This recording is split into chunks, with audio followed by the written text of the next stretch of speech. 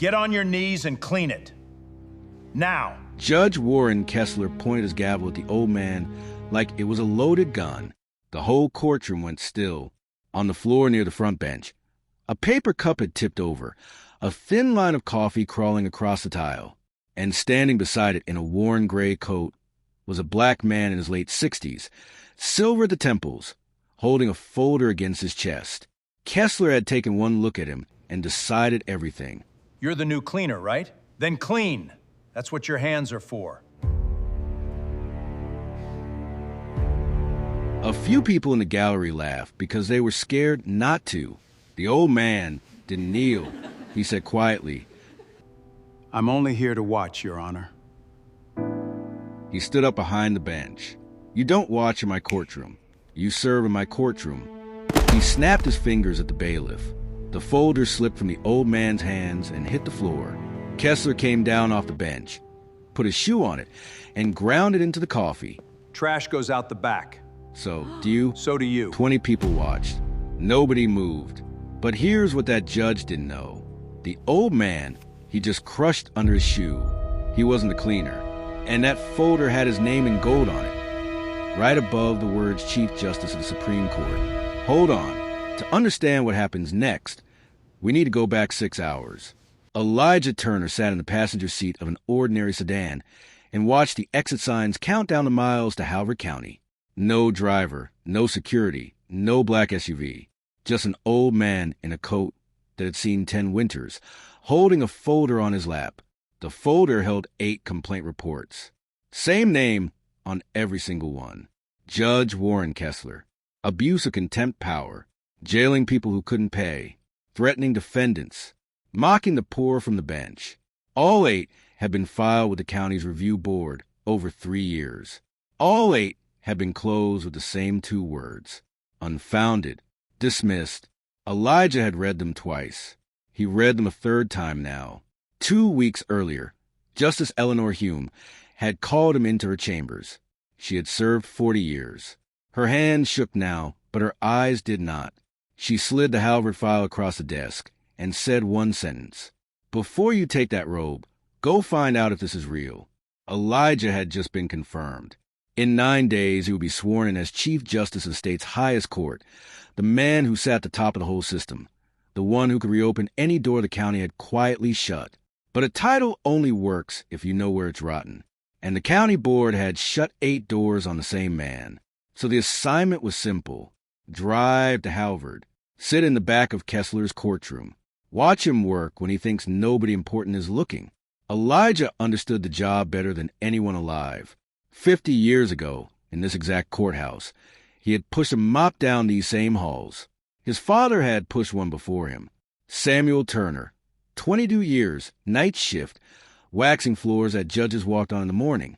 Samuel used to say, "Son, they look at the coat before they look at the man." Every time. In Elijah's coat pocket was his father's brass service pen. He carried it everywhere. Habit, he checked his reflection in the side mirror. Old coat, tired shoes, a folder that looked like it held nothing. Good, that was the point. He wanted to see what Warren Kessler did when he thought he had all the power and the old man in front of him had none. Halvard County was one main street and a courthouse that tried to look like Washington. White columns, wide stone steps, a statue out front of some general nobody could name anymore. Around it, a bail bond office with a neon sign, a diner, a pawn shop, a church with a sign that read all are welcome, though Elijah had learned long ago that all didn't always mean all. Everyone in this town knew the rules. If you got a summons in Halvard County, you called Frank Doran first. Doran ran the bail bond office across the street. People said if you paid Doran's expediting fee, your case went smooth. If you didn't, you drew Judge Kessler on a bad morning. And Kessler was always having a bad morning. That was the town. Deals made over coffee. Fear traveling faster than the Sunday paper. At the center of it all sat the courthouse, and inside it, Courtroom 3. Elijah walked up the stone steps at 9:15 in the morning. A security guard glanced at his coat, at his folder, and waved him through toward the side entrance without a second look. Cleaning staff comes in the side. Elijah didn't correct him. He just smiled and walked in. The hall smelled like floor wax and old paper. He knew that smelled better than his own name. He found Courtroom 3 and slipped into the back row of the gallery. Nobody turned. An old poor man in the cheap seats is the most invisible thing in America. But one person did turn. At the front, near the bench, sat the court reporter, a young woman, maybe 30, fingers resting on her machine. Dana Whitfield. She looked at Elijah for 1 second longer than the others. Something in her face, like she'd seen a photo of him once and couldn't place it. Then she looked back down at her keys. Elijah settled into the wooden bench and watched the machine of Halbert County begin to turn. It didn't take long to see it. A young man stood before the bench, hands shaking, and asked for 2 more weeks to pay a fine. Kessler leaned back. You had 30 days. Now you want 14 more. He tapped his gavel. Denied. Pay today or sit in a cell until you find it. The young man's mother started crying in the second row, then a woman with a baby on her hip, then a man who'd missed a hearing because his car broke down. Kessler didn't ask questions. He handed out days in jail like a man dealing cards. And every so often his eyes flicked to the back door, where Frank Dorian leaned against the frame, arms crossed, watching. When Dorian gave a small nod, the case went easy. When Dorian didn't, it didn't. Dana Whitfield typed every word. Her jaw was tight. At one point, she rose to bring a document to the clerk's table. On her way back, she passed the gallery rail near Elijah, and without turning her head, she said one thing under her breath. Whatever you came here for, sir, be careful. He breaks people for fun. Then she was gone, back at her machine. Elijah didn't move. He just stirred his silence and waited, because he already knew this wasn't the worst of it. The worst was still walking in the door. Its name was Walter Briggs. The bailiff called the name, and an old man stood up 2 rows ahead of Elijah. Walter Briggs. 70, maybe more. A veteran's cap on his head, gone soft with age. He walked to the front slowly, one hand on the rail, and stood before the bench. The charge was small. A fine for an expired vehicle tag. $60. Walter had come to explain that his pension check came on the 15th, and could he please pay it then? Kessler looked down at him the way you look at something on the bottom of your shoe. You drove illegally through my county, and now you want me to wait on your schedule? Your Honor, it's 9 days. I just need... Are you arguing with me? Walter's mouth opened, closed. No, sir. I serve this country. I've never... You served? Kessler smiled. Not a kind smile. You want a medal, or do you want to pay your fine? He leaned forward. Here's what I think. I think you're wasting the court's time. That's contempt. 30 days. The gallery gasped. Walter's knees nearly went out from under him. 30 for $60? Want to make it 60 days? Kessler nodded at the bailiff. Take him. A young bailiff named Ryan Coulter stepped forward. He looked barely 25. He looked like he wanted to be anywhere else on earth. But he took Walter Briggs by the arm and led him toward the side door, and a woman in the front row, Walter's daughter, Renee, stood up screaming, and 2 deputies held her back, and the old veteran turned and looked at the whole room with wet eyes and said nothing at all. In the back row, Elijah Turner's jaw locked so hard it ached. That was the moment. Right there. Something in him that had been sitting quiet for 50 years stood up. He rose from the bench. The movement caught Kessler's eye. An old man in a gray coat, standing in the back of his courtroom, on his feet, without permission. Kessler pointed the gavel. You, in the back. Sit down or get out. Elijah stayed standing. He didn't say anything yet. He just held that folder against his chest and looked at the judge with a calm that didn't belong in a room that scared. Kessler squinted, took in the coat, the shoes, the folder, and filed the old man, where he filed everyone who didn't look like money. Wait! A slow smile. You're the new cleaning contractor, aren't you? They said they were sending somebody. He gestured at the coffee cup somebody had knocked over near the front bench. Good. You can start with that. Floor's a mess. A ripple of nervous laughter moved through the gallery. Elijah walked forward, slowly, down the center aisle, past the rail, and stopped a few feet from the bench. Every eye followed him. Your Honor, he said, and his voice was even. I'm not here to clean. I'm here to observe your courtroom. The smile fell off Kessler's face. Observe? Kessler stood halfway out of his chair. Nobody observes in my courtroom. This is my room. You breathe in here because I let you. He jabbed the gavel at the spill. You want to talk to me? First you clean that floor. On your knees. Then maybe I let you speak. That's how respect works in Halvard County. I don't think that's how respect works anywhere, Elijah said. The room went dead quiet. Kessler's face darkened 3 shades. What did you say to me? I said I'll stand, Your Honor, and I'll watch. That's my right. Something in the judge came loose. He had spent years being the biggest man in every room he walked into, and now a poor old stranger in a 10-year-old coat was looking at him like he was small. He couldn't have that. Not in front of the gallery. Not in front of Doran. You know what you are? Kessler said, quiet now, which was worse. Your contempt of court, standing right in front of me. He raised the gavel. Bailiff. Ryan Coulter came back through the side door and hesitated. Remove him, Kessler said. Coulter walked toward Elijah, and as he did, the folder slipped from the old man's hands, or maybe Coulter's arm caught it. Nobody was ever sure, and it hit the floor, papers sliding out into the spilled coffee. Kessler came down off the bench. He crossed the floor, and in front of the whole courtroom, he put his polished shoe on the folder and dragged it through the coffee, grinding it against the tile. A small brass pin skittered out across the floor, the old man's father's service pin, 50 years old, and Kessler's shoe came down on that too, without even seeing it. Trash, Kessler said, looking down at the man, at the folder, at all of it. Goes out the back. So do you. He looked at Coulter. Get this out of my sight before I hold you in contempt too. Coulter took Elijah by the arm. And here's the thing nobody in that room expected. The old man let himself be led toward the door. And he smiled. Not an angry smile. Not a broken one. The calm smile of a man who has just been handed exactly what he came 3 counties to find. At the door he stopped. He looked down at the brass pin on the floor. And Ryan Coulter, holding his arm, felt the old man's whole body. Not tense, not afraid. Steady, like stone. In the gallery, Dana Whitfield had stopped typing. Her hand was over her mouth. The old man bent down slow and picked up his father's pen and wiped the coffee off it with his thumb. Then he reached down and picked up the wet folder. And he opened it. Stopped for a second. Imagine that's you. You walked into a room and asked to watch. And a man with power took your father's memory and crushed it under his shoe in front of a laughing crowd and called you trash and had you dragged toward the back door like a bag of garbage. Now imagine you're smiling. Not because you're weak. Because you know something the whole room doesn't.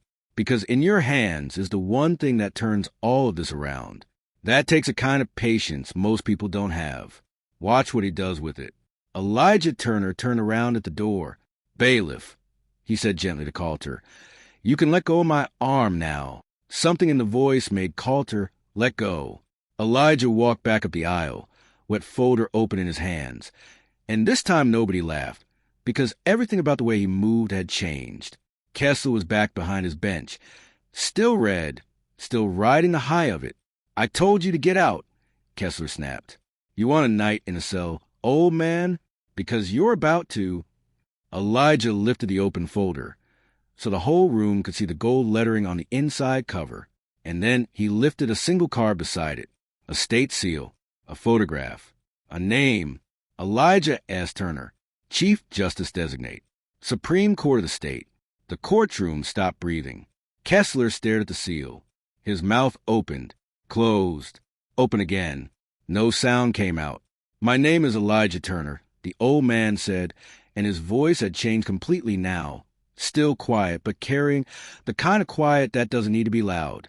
In 9 days, I will be sworn in as Chief Justice of the State Supreme Court, which means, Judge Kessler, that in 9 days I become the last door in the state that your county board can't close behind you.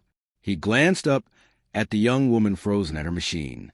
And Miss Whitfield here has been recording this proceeding word for word, as she records every proceeding, which means every single thing you have said and done this morning is now part of the official court record, in your own courthouse, On your own transcript. Dana Whitfield looked up and nodded once. The color drained out of Warren Kessler's face. Not slowly. All at once, like someone had pulled a plug. Now, Elijah said, "Wait." Kessler had started to speak, to explain, to scramble. Elijah raised one hand, and the judge went silent, because a man who has bullied a room for years knows real authority when it finally walks in.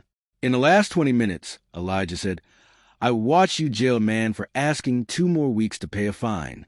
I watched you jail a mother of a newborn for missing one hearing. And I watched you throw a 70-year-old veteran into a cell for 30 days, over $60 in a bad mood. He let each one land. You didn't call that justice. You called it contempt. So let me show you what contempt actually looks like. He stepped closer to the bench. Kessler stepped back. 8 complaints have been filed against you in 3 years. Elijah held up the wet folder. Racial bias. Jailing the poor for debt. Threatening defendants. Abuse of the contempt power. Every one of them closed by your county board with one word. Unfounded. His eyes didn't leave the judge. I came here to find out if those complaints were real. You just proved every one of them true on the record in front of 40 witnesses in under half an hour. He pulled a phone from his coat, old, cracked, and dialed. Justice Hume, he said, it's Turner. It's real. It's worse than the file. He listened. Yes, I'm requesting an immediate order suspending all case assignments to Judge Warren Kessler, effective now, pending full review by the Judicial Conduct Commission. He paused. And I want every case he ruled on this morning stayed and reopened before lunch. There are people sitting in cells right now who shouldn't be. He lowered the phone. You're relieved of the bench, Judge Kessler, as of this minute. Kessler's legs found a chair behind him, and he sat down hard, like the floor had moved. You can't, he started. I follow procedure. Contempt is a judge's discretion. I have discretion. You can't just... Show me the procedure, Elijah said. That lets you order a man onto his knees to clean a floor before he's allowed to speak. Nothing. Show me the procedure that lets you cage a veteran for 30 days over a $60 tag. Nothing. Show me the procedure, Elijah said, softer now, that lets you crush a stranger's belongings under your shoe and call him trash in a room full of frightened people who are too scared to say a word. Kessler's hands were shaking on the bench. In the back of the room, Frank Doran had straightened off the doorframe. He was reaching very slowly for his coat, edging toward the exit. Mr. Doran. Elijah didn't even turn around. The deputies at the front door have already been asked to hold everyone in this room, including you, especially you. Doran froze. We'll have a great deal to talk about, you and your expediting fees. Ryan Coulter, the young bailiff, took 3 steps back from the bench, away from Kessler, toward the wall, distancing himself. His face had gone pale. Dana Whitfield stood up from her machine, and for the first time in 3 years, she wasn't afraid of the man behind the bench. The room broke, not into chaos, into something quieter and stronger. Walter Briggs's daughter, Renee, was crying into her hands, but now it was a different kind of crying. An old man in the second row stood up and put his hand flat on the rail and said, loud enough for everyone, about time, about damn time. A woman near the aisle started clapping and couldn't stop. Elijah crossed to the side door, opened it himself, and called down the hallway to the deputies. The man you just took back there, Walter Briggs. Bring him back in. His case is vacated. He's going home. When Walter came back through that door, blinking, cuffs already off, and saw his daughter running toward him, half the gallery was on its feet. Elijah watched him for a moment. Then he turned back to the bench, where Warren Kessler sat small in a chair that used to make him feel enormous. You wore that robe for a long time, Elijah said. You forgot what it was for. 20 minutes later, 2 officers from the State Marshal's Division arrived, along with a gray-haired investigator from the Judicial Conduct Commission named Angela Reyes. No sirens, no cameras, just quiet, professional wait. Reyes walked up to Elijah first and shook his hand. Justice Turner. Justice Hume sends word. The suspension order is signed. It's done. Then she turned to Kessler. Her face held nothing at all. "Judge Kessler, you are relieved of all judicial duties pending formal proceedings. I'll need your robe, your keys, and your courthouse credentials." When he didn't move, she said it again, harder. "Now, Judge." His hands shook as he pulled the black robe off over his head. Underneath it, he was just a middle-aged man in a wrinkled shirt. He handed over the robe, the keys, the badge.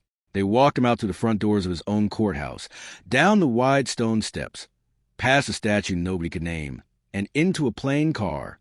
The man who had thrown an old man out the back door was walking out the front, and everyone was watching.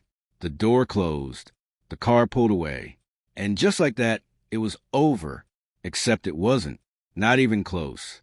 Elijah found the person he needed in the records office, on the second floor. Her name was Margaret Doyle.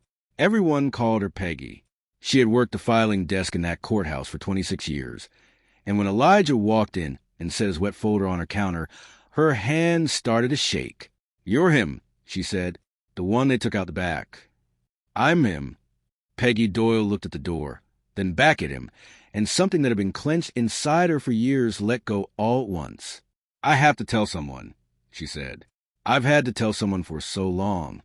She reached under her desk, into a drawer with a false back, and pulled out a stack of copies, ledgers, deposit records, notes in her own handwriting. "Doran collects money from people before their cases," she said, her voice cracking. "Calls an expediting fee. Half of it goes to Kessler. I know because I process the paperwork that hides it, moves it through a court improvement fund that doesn't do any improving." Tears ran down her face. "I made copies, every month, for 3 years. I told myself if anyone ever came, if anyone ever actually came, I'd hand it over. But nobody ever came. Everybody was too scared. I was too scared. He could ruin anyone in this town." She pushed the stack across the counter. "Take it, please. I don't want to be scared anymore." Elijah put his hand over hers. "You can help now," he said. "That's what matters." She wiped her eyes. "Can I ask you something?" "Of course." "When he called you the cleaner, when he crushed your things, why didn't you just tell him who you were right away? Why let him do all that?" Elijah was quiet for a moment. Then he said, "Because I needed to see who he was when he thought I was nobody. That's the only time a man like that ever shows you the truth." Peggy nodded slowly. She understood. The story didn't go viral the way stories do now. It went somewhere heavier. It went institutional. Angela Reyes and the Judicial Conduct Commission pulled all 8 closed complaints out of the county's files and reopened every one. And this time, with the Chief Justice Designate personally attached to the review, nobody dared stamp them unfounded. Investigators went out and found the 8 people who had filed them: a nurse, a mechanic, 2 mothers, a teenager, a retired schoolteacher, and took their statements again. Every account matched. The same threats, the same words, the same cage for crime of being poor in Warren Kessler's county. A local reporter named Carla Reyes, no relation to the investigator, got hold of the reopened case and the sealed transcript from Courtroom 3. When she read Kessler's own words off the official record, she called her editor and said one thing: front page. All of it. The county board that had closed all 8 complaints held a nervous press conference. The chairman stood behind a podium and said Kessler's conduct did not reflect the values of Halvard County. Carla Reyes stood up in the back. "Sir, your board reviewed 8 complaints against this judge and dismissed all 8. Why?" The chairman's jaw tightened. They were deemed to be without merit at the time. All 8 of them. That was a determination. And who sat on the board that made that determination? The chairman didn't answer that one. He didn't have to. Everyone in the room already knew that 2 of the 3 names on that board owed their seats to favors from the same courthouse they were supposed to be watching. But the part that made grown people cry wasn't the press conference. It was the hallway outside the county jail. 3 days later. Because when the commission stayed and reopened every case Kessler had ruled on that final morning, and then went back further month by month, year by year, they found dozens of people sitting in cells who never should have been there. People jailed for owing money. People jailed for talking back. People jailed for being 1 minute late to a room run by a man having a bad decade. One by one, the orders came down. Vacated, vacated, released, released, and one by one, they walked out into the daylight, blinking, into the arms of families who had been told there was nothing anyone could do. Walter Briggs was already home by then, of course, but he came down to the jail anyway, in his veteran's cap, and he stood by the gate every single day that week, and every time somebody walked out free, the old man saluted them, because he knew exactly what it felt like to be inside for no reason at all, and exactly what it felt like when a single person finally refused to look away. His daughter Renee took a photo of him standing there saluting. That was the photo that everyone remembered, not the judge in the car, the old veteran at the gate. The formal removal came 6 weeks later. The Judicial Conduct Commission finished its investigation and sent its recommendation up to the Supreme Court, the very court Elijah Turner now led, because it involved a case he had personally witnessed. Chief Justice Turner recused himself and did not vote. He sat in the gallery instead, in the same gray coat, and watched the other justices do their work. The finding was unanimous. Warren Kessler had committed judicial misconduct so severe, so repeated, and so deliberate that no lesser sanction would do. He was removed from the bench. His license to practice law was suspended. His pension forfeited. He sat at the table in a borrowed suit. No robe, no gavel, just a man waiting to hear what he'd become. When the ruling was read, his head dropped, and he did not lift it again. But removal from the bench was the small part, because crushing a folder is a matter of ethics. Taking bribes is a matter of prison. Peggy Doyle's ledgers and Dana Whitfield's transcripts and the statement of a dozen people who paid Frank Doran to make their cases go easy all landed on the desk of a state prosecutor. And that was a different kind of courtroom, with a different kind of judge, and Warren Kessler sat in the defendant's chair for the first time in his life. His lawyer told him not to take the stand. He took it anyway. Arrogant men always think they can talk their way out of the room they used to own. The prosecutor was patient. Judge Kessler, what was the expediting fee? There was no fee. Then explain the 11 deposits into court improvement fund that match. To the dollar and to the day, 11 payments Frank Doran received from defendants the week before their hearings. Those are administrative. Explain why the fund never improved anything. Kessler stammered, contradicted himself, named the procedure, then couldn't describe it. The prosecutor didn't have to destroy him. He handed Kessler the rope and let a lifetime of habit do the rest. The jury was out for 3 hours. Guilty, every count. The sentencing judge, brought in from another county, clean, unbought, looked at him over her glasses. You wore a robe for 22 years. You swore an oath to protect everyone who stood in front of you. Instead, you used that robe as a whip, and you used the poorest people in your county as the backs to swing it on. She read the number into the record. 8 years. Restitution to every person you extorted. And permanent disbarment. Frank Doran got 4 years alongside him. The 2 county board members who had rubber-stamped the complaints resigned before they could be pushed, and one of them was later charged too. Elijah Turner sat in the back for that one. In his coat, he didn't smile and he didn't celebrate. He just nodded once to himself and to a memory of a man with a mop. Justice, his father used to say, isn't a party. It's just the floor finally getting clean. Things changed in Howard County. Slowly, painfully, but they changed. Dana Whitfield, the court reporter who kept a true record even when it scared her, was promoted to supervise court transcription for the whole district. Her first order was simple. Every recording, every proceeding, backed up and untouchable, so no judge could ever bury his own words again.